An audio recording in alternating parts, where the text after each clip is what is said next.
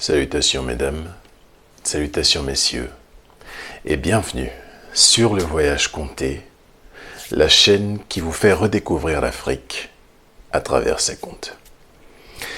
Aujourd'hui, ambiance un peu sombre. C'est totalement voulu, parce que le conte que je vais vous lire est tout aussi sombre. Avant que nous ne commencions, j'espère que vous avez eu le temps de regarder nos dernières publications. Si vous n'avez pas eu le temps de le faire, ça n'est pas grave. Juste là, il y a la dernière discussion que nous avons eue. Et pile là, le dernier conte. Donc, faites votre choix et n'hésitez pas. Allez-y. Aujourd'hui, nous allons découvrir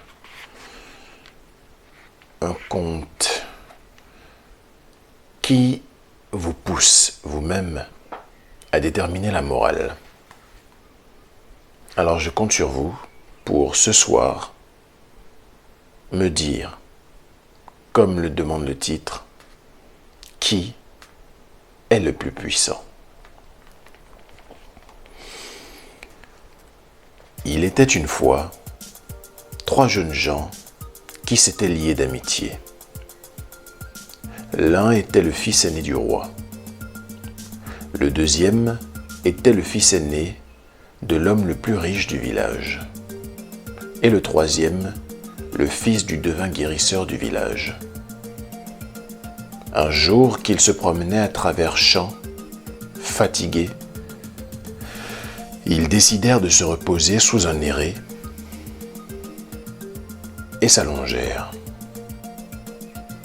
Alors qu'ils dévisageaient gaiement une grappe de néré, elle tomba à leurs pieds.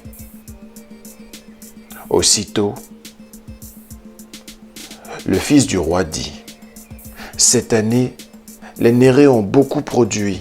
Quand elles en auront fait la récolte, les populations en donneront une partie à mon père, qui est l'homme le plus puissant du village. Nous en fabriquerons de la moutarde que nous revendrons ensuite au peuple pour nous enrichir. » En entendant cela, le fils de l'homme le plus riche du village se récria : « Comment ? Tu oses prétendre que ton père est le plus puissant de ce village ? Mon père est le plus riche du royaume, je te dis. C'est lui qui rachète aux gens toutes leurs récoltes. Même ton père, le roi, lui vend les siennes. Par conséquent, c'est évidemment mon père qui est l'homme le plus puissant du royaume. » Le fils du sorcier, qui jusque-là n'avait pas desserré les dents, les toisa des pieds à la tête. Il répondit : « Pourquoi est-ce que vous parlez pour rien ?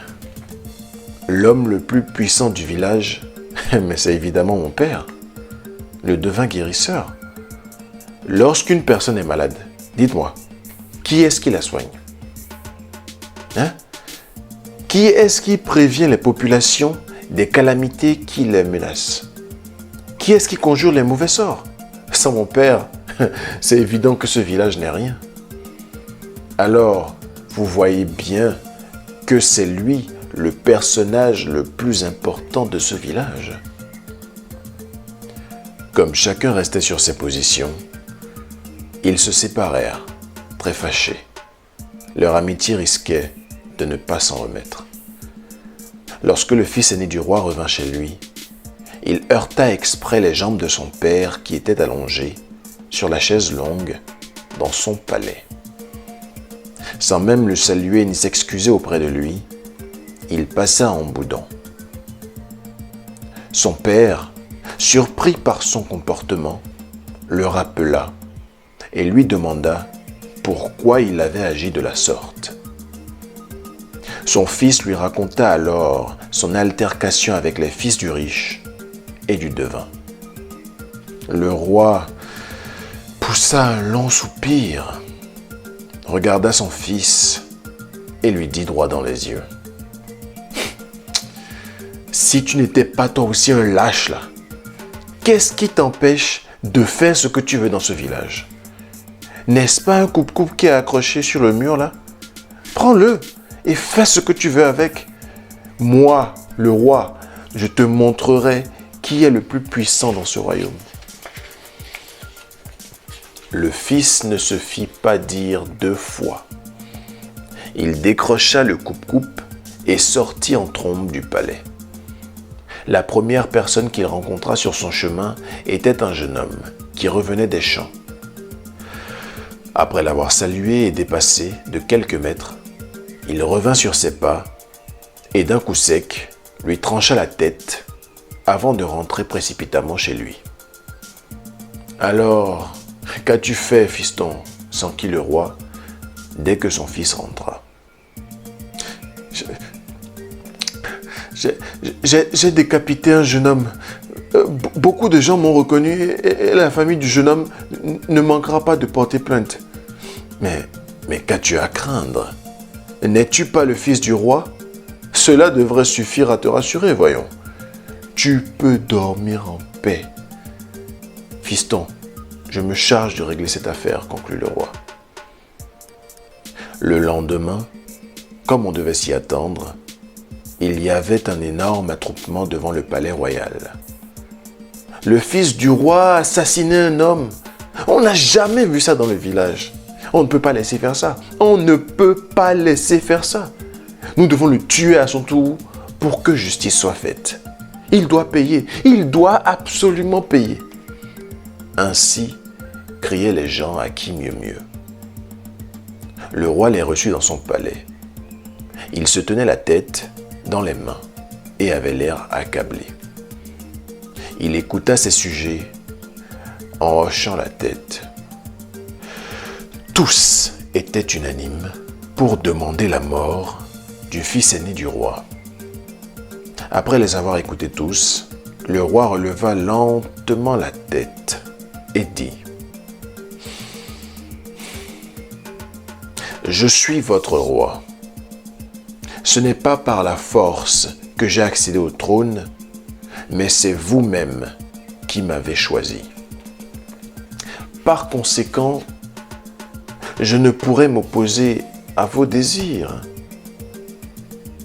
Il fit une pause et scruta d'un air grave les visages.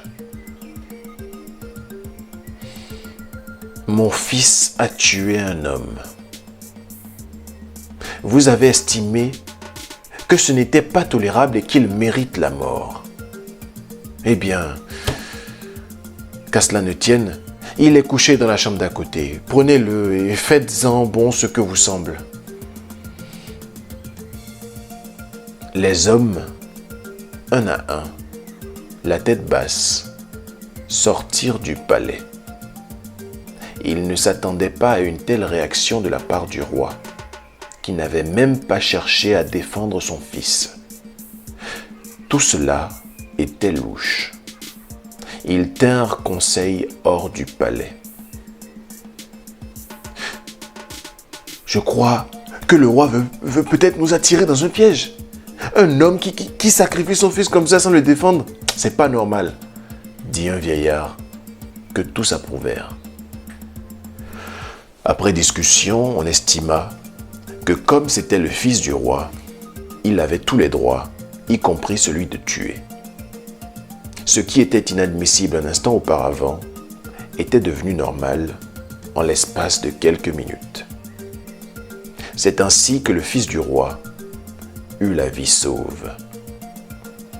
Lorsque le fils du riche entendit le verdict, il entra dans une terrible colère. « Comment ça ? Le fils du roi assassine quelqu'un et il a la vie sauve ?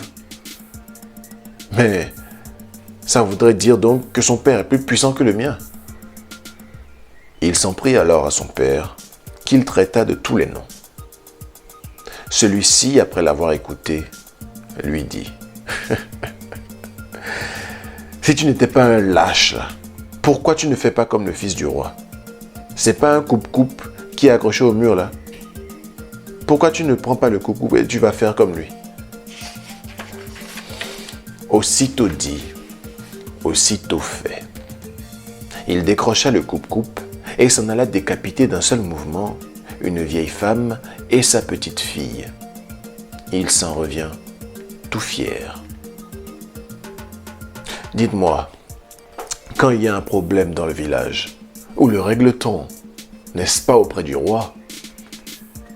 Le lendemain, il se forma une énorme meute à la cour du palais. Le peuple, après avoir relaté les faits au roi, réclamait maintenant la tête du riche et celle de son fils. Cette fois, ils doivent payer. Il ne faudrait pas que notre village se transforme en une terre d'insécurité. Nous devons leur faire payer leurs crimes, disait-il. Le roi envoya un enfant chercher le riche. Dès que ce dernier vit arriver l'enfant, il dit à ses femmes de répondre qu'il était parti au village Peul, demander de l'aide pour sortir un de ses bœufs tombé dans un fossé. Tout cela pour rappeler au roi l'immensité de sa fortune, et il alla se cacher au fond de sa chambre. Le garçon rapporta au roi ce que les femmes lui avaient répondu.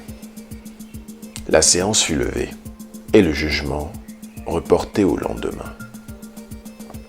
Il faisait nuit depuis longtemps. On frappa discrètement à la porte du roi.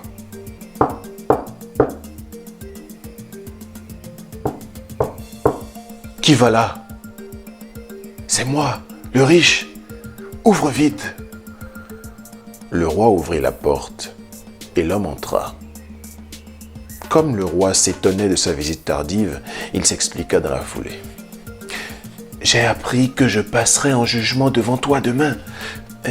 J'aurai donc besoin de ton soutien et à toute fin utile, je t'ai apporté un petit quelque chose là. » Il fit alors entrer dans le palais une quantité de sacs remplis d'argent. Le roi n'écoutait même plus ce que l'homme lui disait, tout occupé qu'il était à faire entrer son butin dans sa chambre. Et il répétait machinalement « Et rentre, rentre, rentre chez toi et dors en paix. Rentre vite chez toi. » Et il continuait à faire entrer les sacs. « Comment? Tu es encore là? Rentre vite chez toi. Fais-moi confiance. Je me charge de cette affaire. » Le lendemain, il envoya quérir une nouvelle fois l'homme riche et son fils. Cette fois, ils se présentèrent à la cour où un parterre d'hommes, de femmes et d'enfants les attendait de pied ferme. Le roi, tête baissée, écoutait tout ce que disaient ses sujets. Tous, sans exception, réclamaient la mort du riche et la mort de son fils. Lorsque le calme fut revenu, le roi releva la tête. Le fils aîné du riche a tué 2 personnes, c'est vrai. Pour que justice soit faite, nous devrions en tuer 2 autres. Mais, mes chers sujets, ne voyez-vous pas que si nous faisons ça, nous perdrons 2 hommes valides? Si tous les 2 jours, 4 personnes doivent mourir, eh bien, notre village n'existera bientôt plus. S'il ne tenait qu'à moi, moi je les épargnerais, mais bon, c'est à vous de décider, je vous laisse le choix. Les gens discutèrent entre eux, et finalement, ils acceptèrent que soient graciés le riche et son fils. Le fils du devin guérisseur entra en colère lorsqu'il apprit comment s'étaient passées les choses. Son père, après lui avoir demandé le motif de sa rage, lui dit « Si tu n'étais pas un lâche là, qu'est-ce qui t'empêcherait de faire comme les fils du roi et du riche, dis-moi? N'est-ce pas une machette qui est accrochée là? Prends-la et fais ce qui te plaira avec. » Le fils du devin décrocha la machette, sortit en trombe et alla décapiter d'une traite 3 personnes d'un seul mouvement. Puis il revint chez lui. quand il y a un problème dans le village, où le règle-t-on? Dans la cour du roi, bien entendu. Le peuple se rendit donc une fois de plus chez le roi et réclama la tête du devin et de son fils. Le roi les envoya chercher. Le devin était assis devant sa case quand le messager arriva. Va dire au roi que je suis en train de boire le jus acidulé que mes femmes m'ont préparé. Dès que j'aurai fini, je viendrai le plus rapidement possible. Quand il eut fini de boire, il appela son fils pour qu'il se mette en route. Mais avant de partir, il prit soin de jeter un sort au roi. Quand ils furent à quelques centaines de pas du palais, il demanda à son fils de l'attendre là, et il continua seul le trajet. Dans le palais, c'était la panique générale. Le roi venait brusquement de tomber gravement malade. Il vomissait du sang et se tordait de douleur. Les hommes se lamentaient, les femmes pleuraient, croyant le roi à l'agonie. « Mais pourquoi vous vous lamentez? Et pourquoi vous pleurez, leur reprocha le devin. « Le roi n'est pas encore mort, et vous avez devant vous un grand guérisseur. Si vous faites tout ce que je vous dirai, je vous garantis que le roi guérira. » Il donna des ordres et des consignes qui furent rapidement exécutés. Il prononça des incantations et fit encore quelques gestes magiques. Puis il demanda que tout le monde sorte de la chambre du roi. Quand tout le monde se fut retiré, le devin conjura le mauvais sort et le roi guérit sur le champ. En signe de gratitude, le roi lui offrit 3 de ses plus beaux bœufs et reporta le procès au lendemain. Le lendemain, le devin jeta de nouveau un sort au roi et le scénario de la veille se reproduisit. Quand le roi fut à nouveau guéri, il manifesta au devin sa reconnaissance en lui offrant 2 bœufs. Je n'ai plus beaucoup de bœufs, s'excusa-t-il.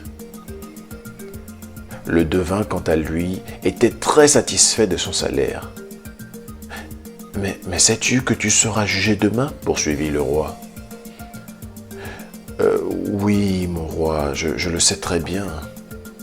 Mais celui qui est innocent n'a pas peur. Le lendemain, le procès eut bel et bien lieu. Une fois de plus, les gens réclamèrent la tête du devin ainsi que celle de son fils. Le roi, comme à son habitude, la tête baissée, les écouta jusqu'à la fin. Puis, il prit la parole. « Peuple,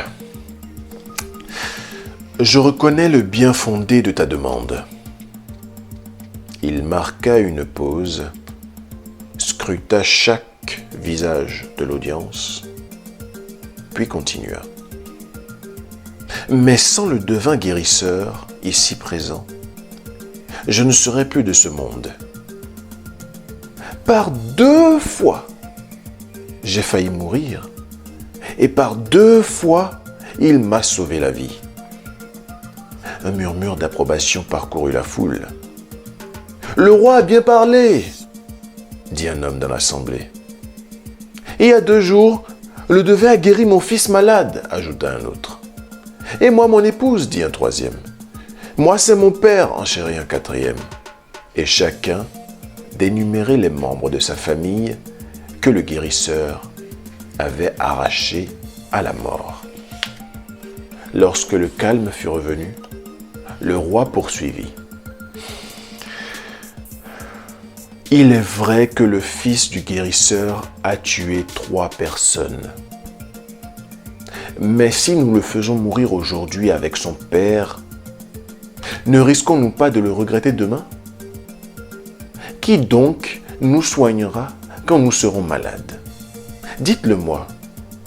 En tout cas, s'il n'en tenait qu'à moi, je lui laisserais la vie sauve. Hein. Mais bon, c'est votre choix.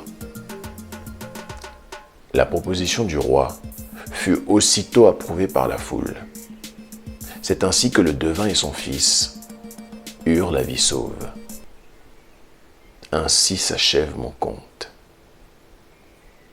Mais avant de nous quitter, pouvez-vous me dire, vous, lequel des trois est le plus fort? Lequel des trois a été le plus puissant? Est-ce le roi,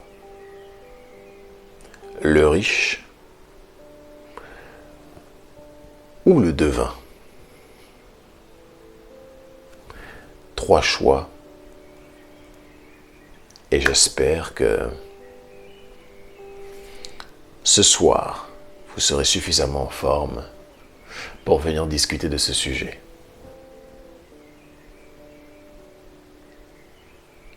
Mesdames, messieurs, merci de nous avoir suivis.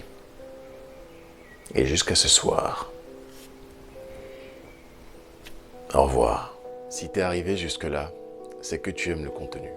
Alors, tout ce que je peux te demander, c'est de soutenir la chaîne. Abonne-toi, active la cloche de notification, comme ça tu seras aux premières loges pour avoir nos publications. Sur ce, à bientôt.